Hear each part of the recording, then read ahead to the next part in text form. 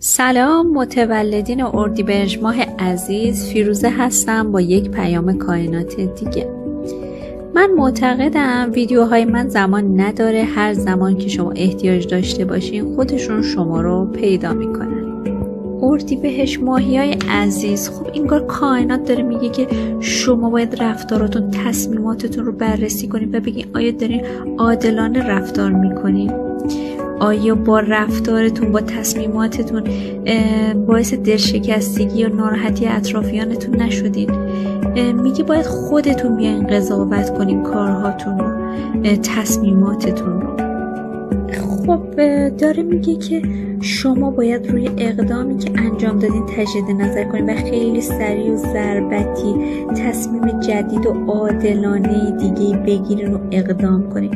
همینطور این کارت نشون دهنده سفر جابجایی یا حرکت به سمت جلو هست. این کار، این تصمیمتون، این جابجایی شما رو 100% راحت‌تر و بهتر به هدفتون نزدیک کنه. شما میتونید تو 8 وعده دیگه نتیجه مثبت تصمیمتون رو بگیرید با کمک کائنات. خب چرا اینقدر لجبازی میکنه؟ این لجبازی، این کار داره به ضررتون تموم میشه، دارین زمان رو از دست میدین. این خودخواهی رو کنار بذارین، تصمیمتون رو قطعی بگیرین، اینقدر این دست اون دست نکنین.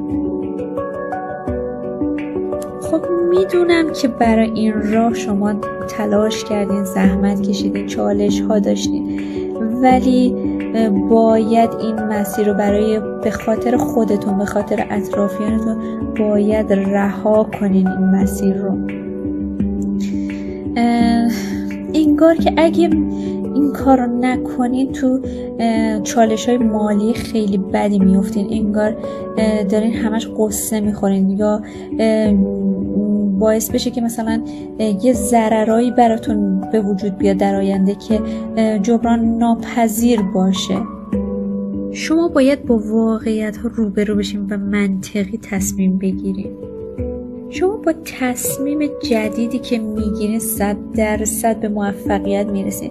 انگار که شما میتونید، درست اون چالش های قبلی رو پشت سر گذاشتین و براتون سخت بوده، ولی خیلی تجربیات خوبی دارین و میتونین با تجربه و دانشی که تا الان جمع کردین 100% به موفقیت برسین، 100% ارتقا داشته باشین تو هر زمینه که دارین فعالیت میکنین. 100% براتون این تصمیم براتون خوشایند خواهد بود.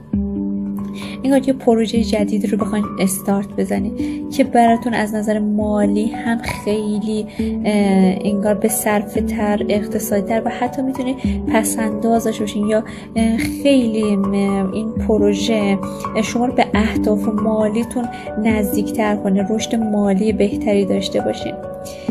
عزیزایی که منتظر یه حکم، یه امضای قانونی هستن، میتونه در خصوص طلاق باشه، 100% تا 8 وعده دیگه به دستتون میرسه. عزیزایی که الان تو قهر و کات و جدایی هستن، 100% از کیس عاطفیشون یه پیام و خبر و زنگی بهشون میرسه، اما انگار این آشتی کردن زیاد دوام نداره و دوباره باز قهر و ناراحتی بینتون به وجود میاد. اینم به خاطر لج و لجبازی هایی که انجام میدین، یعنی مثلا لج و لجبازی هایی که میکنین. ولی یه پیشنهاد خیلی خوب از یه آقایی که وضع مالی خیلی خوبی داره براتون میبینم.